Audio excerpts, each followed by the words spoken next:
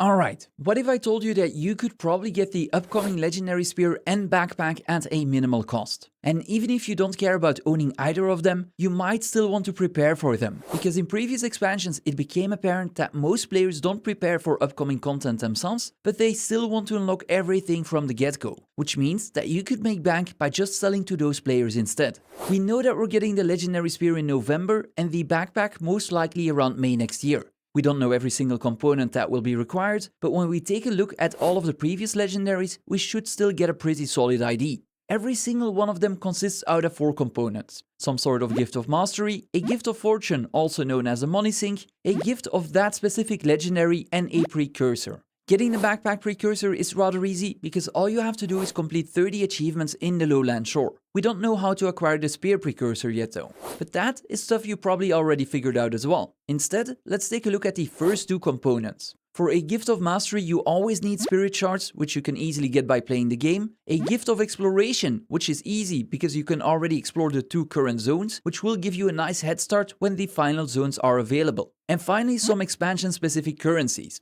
I'm assuming we don't need a stack of obsidian shards like we did for Generation 1 legendaries, but rather something more akin to the materials required for a Generation 3. We do have an equivalent of antique summoning stones, except this time they're called Mursad runestones, which you can get from Coden caches and the 3 daily adventures in the lowlands shore. I'd implore you to already get started on these. I made a video earlier this week about how I made over 1k gold on release, which actually didn't even include the value of these runestones. For the last 5 to 6 days, their drop rate either is bugged or was fixed. At this point, I don't know which it is anymore. At the start of the expansion, you wouldn't get any from minor or lesser caches, but now all of a sudden they seem to be dropping in droves. By just running around the maps on my Warclaw and spamming the sniff skill, I've been unearthing about 30 caches a day and will soon have a stack of these without even breaking a sweat. As mentioned, you should also do the 3 daily adventures for a guaranteed one and look for 3 mythical caches in the lowland shore and 1 in the Janthir Sentry for 4 more. If we take a look at the 3rd generation again, then the Gift of Dragon Empires materials looks oddly familiar to the ones that we can obtain in the current expansion. Whether we'll need all 4 that were recently introduced is up for debate, but gathering and keeping a stack of each of these materials over the course of the next 2 to 3 months should be child's play.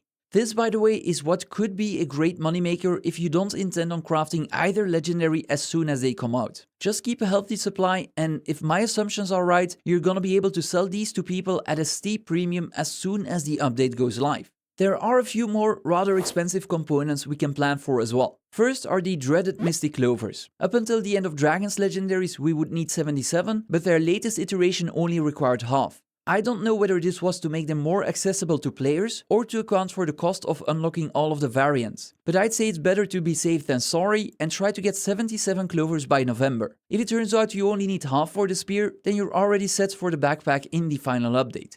For these clovers, you'll need even more spirit shards, as well as obsidian shards, which can be purchased for a bit of karma at the Cathedral of Glorious Victory in the Straits of Devastation. Most of you won't struggle procuring either, but if this is your first time, then getting the Ectos and Mystic coins might feel more daunting. I actually have 2 guides on how to get Ectos. One only involves crafting and can be done whenever you have some downtime, and the other involves farming and doing events. I'd advise you to check both out, but if you want a quick primer, go to Bitterfrost Frontier every hour, do the Octovine event every 2 hours, repeat all of the Heart of Thorns hero points every single day, and generally try to focus on meta events and opening chests that award a lot of unidentified gear. If you actually do the Heart of Thorns hero points every single day, you will get about a stack of Ectos every 10 days. So there's no need for hardcore farming, just some consistency. Mystic coins are a bit of a different story, but you can still get 17 a week for almost no effort by doing the Leyline anomaly every single day and doing some daily strikes. There are also 60 available in the Wizard's Vault, as well as 20 clovers, which means you won't actually need a stack of Mystic coins. You probably guessed it by now, but I also have an in-depth Mystic coin guide, which I'll also link in the pinned comment. If you don't want to sit through the whole video, just know that you can get some from Fractals, PvP and World v World. When it comes to actually obtaining the clovers, I'm a proponent of using the Mystic Forge. You'll get clovers about 31% of the time when you throw all of the materials in there, and every time you fail to get one, you'll be getting other materials in return. This can range from even more Mystic coins to tier 6 materials, which are also needed for our legendaries, or if you're unlucky, some less valuable items.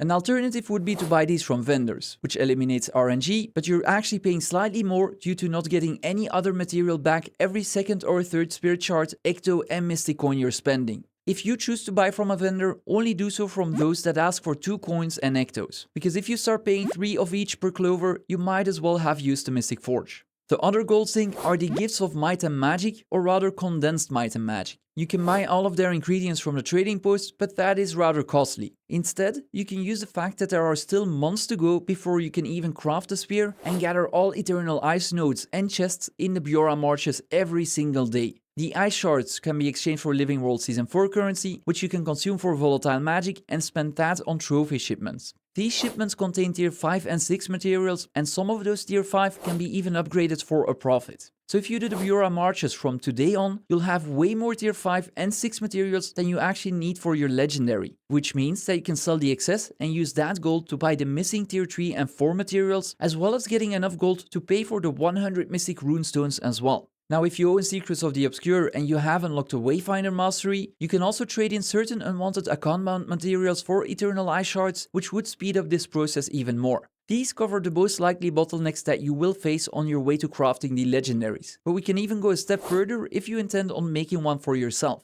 Generation 2 and 3 legendaries require Gift of the Mists, for which you need to do World v World and PvP. The only item that you cannot skip with gold is the Gift of Battle, for which you'll need to spend time in World v World. I will link a video in the pinned comment that explains how to reduce this time spent from 8 to 4 hours though. And the Gifts of Glory and War can be purchased with competitive currencies, which are both available on Trading Post. And the Cube of Stabilized Dark Energy is actually the same. You can buy matrices off the Trading Post, or alternatively, you can get a bunch of Ascended rings and trinkets from Fractals, or doing any of the Living World maps and salvage those with your Ascended tools. Then there's one more item to discuss, and you're gonna hate it. I'm afraid we might need a Gift of Research. We needed one for the 3rd generation weapons, we needed 6% of obsidian armor in Soto, and we already use research nodes as a currency in the Janthir Wilds. So it seems probable to me that this will be an ingredient once again. I'll link my research nodes guide in the pinned comment, which will explain how you can get these either as cost effective as possible or as painlessly as possible. My favorite way isn't the most cost effective one actually, but since I do mine a lot of ore, I tend to have an excess of mithril and jewels, which can be turned into mithril earrings for 5 nodes each. This isn't the cheapest, but I don't have to buy a single material from the trading post to get mine. And that about covers the items we can most likely prepare for. I'm convinced that if you start now, you'll have all of the materials you need to craft a legendary spear once they become available. And if you're the patient kind, you could always choose to sell materials once the update goes live and then just craft your own later down the road. If you do go for that second option, hang on to your ectos and mystic coins instead of crafting them into clovers, of course. Anyway, that's it. I gotta prepare to go live on Twitch, as I still have 8 more spear builds to experiment with for my new videos. Feel free to follow me there and ask any questions you might have in chat.